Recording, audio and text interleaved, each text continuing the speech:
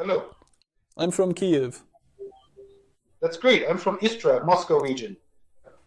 Questions for Ukrainians? I don't even know. For some reason, all the Ukrainians I've met today have been upsetting me. They all want to talk about politics, about the war. Well, I'll upset you then. I want to... You'll upset me too. Go on, upset me, to top it all off. Yes, there's a war. We're shelled daily. People die. What else is there to discuss? I don't know. It's your choice what to discuss. You can talk about the war.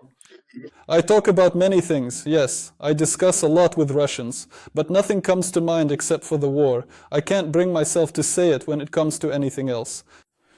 That's your tongue's problem. But there are many topics in the world. Okay, let's say it's my tongue's problem. So you... If it's about the war and politics, you can ask me. I don't want to be the one to bring up that subject. How do you feel about the war? Like most people, my view is strongly negative. I am against violence itself, but I do not deny its necessity.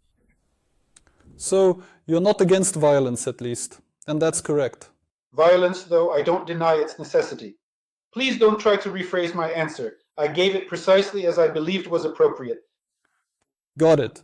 But I heard it as if the second part of your sentence contradicted the first. No, I agree with you. Most importantly, I agree with you. I believe that violence is a tool. When a police officer is compelled to use force to prevent a crime from occurring, that kind of violence is for the sake of the greater good. But when someone commits a crime through violence, that's terrible. Everything in the world is a tool. The question is, what is its purpose? So, as I understand it, you wanted to say something along those lines and immediately led to the point that this war was forced. In this case, that Russia was forced to start the war. I would say yes, Russia had to start the war. And why is that? What exactly forced Russia? But because Russia, through its leadership, which possesses a more comprehensive understanding and access to information, access to classified information, the leadership believed that otherwise the war could well take place on our territory. Uh-huh. A war on our territory is harmful. Well, to the Russian idea of what is beautiful. And for what purpose, in your view, was an organization like the UN created? So that the victors of World War II could impose their rules on the rest of the world. It's obvious. I see. Impose their rules. With Kiev. Why Russia? After World War II, the world's rules changed significantly. And to control the enforcement of these rules, a special body was formed, the UN. It's that kind of body. To impose their rules. But how exactly are completely diverse, multipolar states, all members of the UN, supposed to effectively impose rules on others? Well, it's not working very well right now, is it? Right. Well, the official story, so to speak, is that the UN was established with the idea that all future international interactions between countries would take place in a centralized and, well, let's just say, coordinated fashion. That's how it was originally envisioned to function. So that life would be manageable and controlled. Exactly. So if, for example, Russia feels... And for that purpose, a special body called the Security Council was established within the UN, whose decisions are considered the sole and essentially the decisions of the United Nations. And these are the victorious nations. The decisions made by the UN Security Council are in fact binding and must be implemented. All other resolutions serve merely as recommendations. However, if you understand how international law functions, then you will understand that even advisory resolutions carry very significant weight within themselves. Meaning, in international law, there is no higher regulatory body.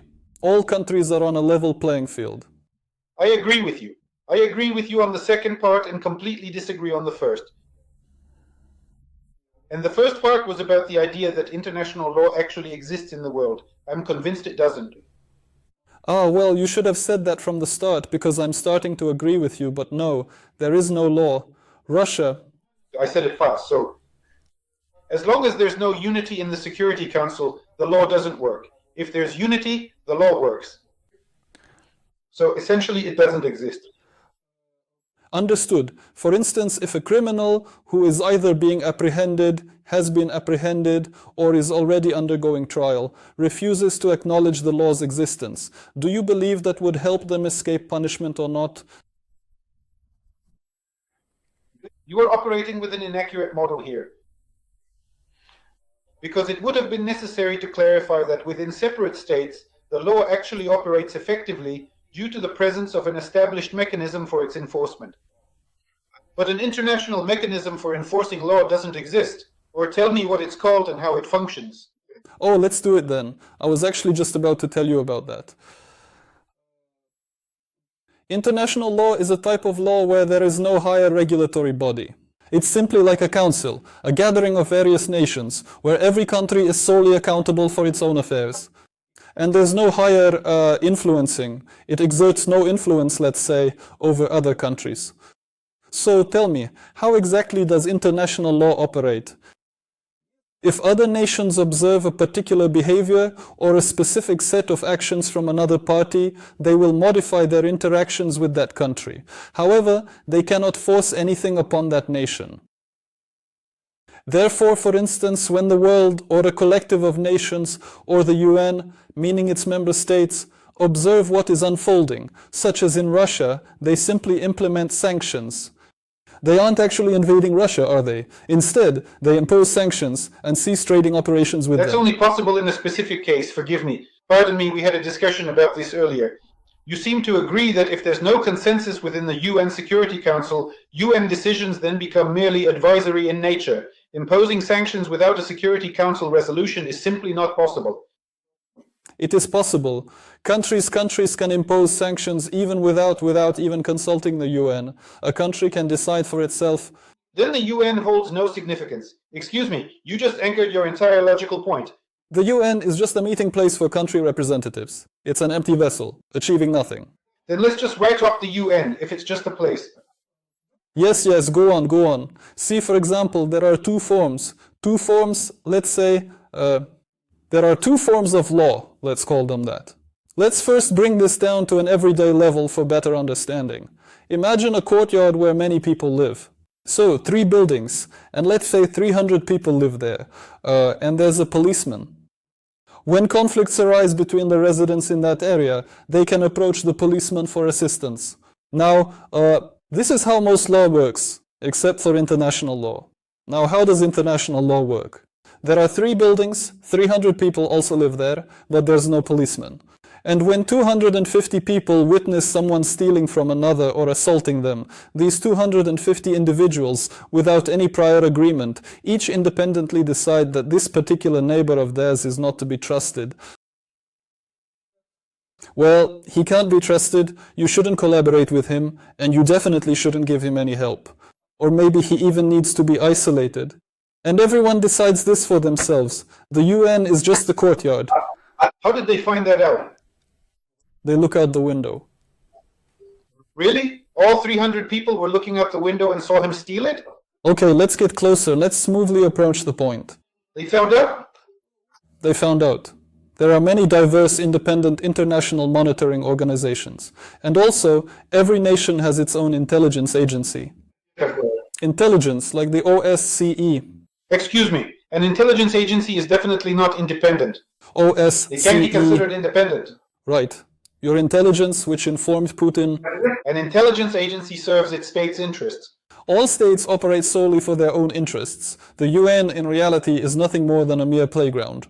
The UN has just been written off. Yes, it's just a sandbox where residents gather. The sandbox itself decides nothing. How? How? You claim that you yourself, as I gather, aren't entirely privy to the information, yet you state that your leadership, relying on classified intelligence, determined that Ukraine was poised to launch an attack. What instruments did Russia employ to monitor this situation on its own behalf? That's your, I won't even wait for your answer. It's a rhetorical question. Well, Russia, you somehow figured it out for yourselves. For itself, not for... So somehow America, Britain, Spain, Portugal, Japan, Korea, and so on. 141 countries in the world. Algeria, Ivory Coast, I do beg your pardon. Yes, yes. The 141 countries that signed the March resolution, how exactly did they interpret it for themselves? And the UN and OSCE helped them see. But even without the UN or OSCE, these countries would have figured it out. And where did OSCE come from? We crossed out the UN, now OSCE too. Okay, dump the UN and OSCE, each country for itself.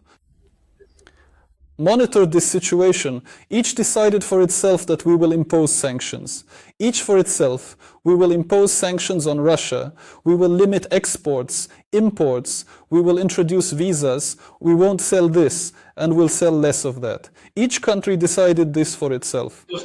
Well, 50. 141, 141. So, 141 signed the resolution. You're speaking about a UN resolution, but we've already discounted the UN, so forget about that particular fact. All right, forgotten. No one, just everyone silently. Everyone just silently starts changing how they operate, changing their interactions with Russia. 50. Okay, let's say 50 countries. I can't name more than 50. You might, with effort, name 50. You and I, we were discussing just how. I tried to make you understand what kind of severe consequences violating international agreements can lead to. Specifically, agreements of this very nature, to discuss 50 or even 150. But wait, you said that the concept of international law exists. And then, right before my eyes, you broke down international law into bilateral relations between states. Because you yourself stated that every country independently monitored the situation and made its own decision. Yes. Your logical sequence has fallen apart. According to what you're saying, there are no international relations, only relationships between individual states. You were explaining to me that regarding the consequences, only the UN Security Council holds some kind of binding authority that must be followed.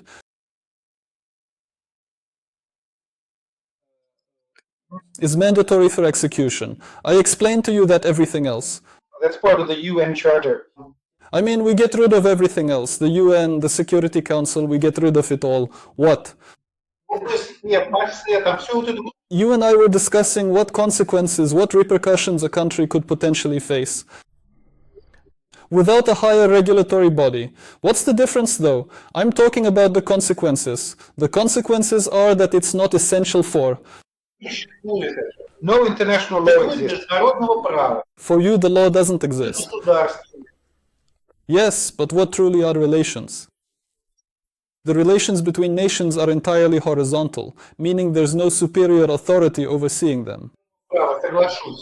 I agree. Relations between states are the subject of international law. Okay. Law is a method. Law is a method to regulate relationships. The most crucial aspect is that these relationships lack a superior regulator. And for the majority of Russians, the absence of such a regulator equates to an absence of consequences. And so they declare, well, if the council... Consequences can happen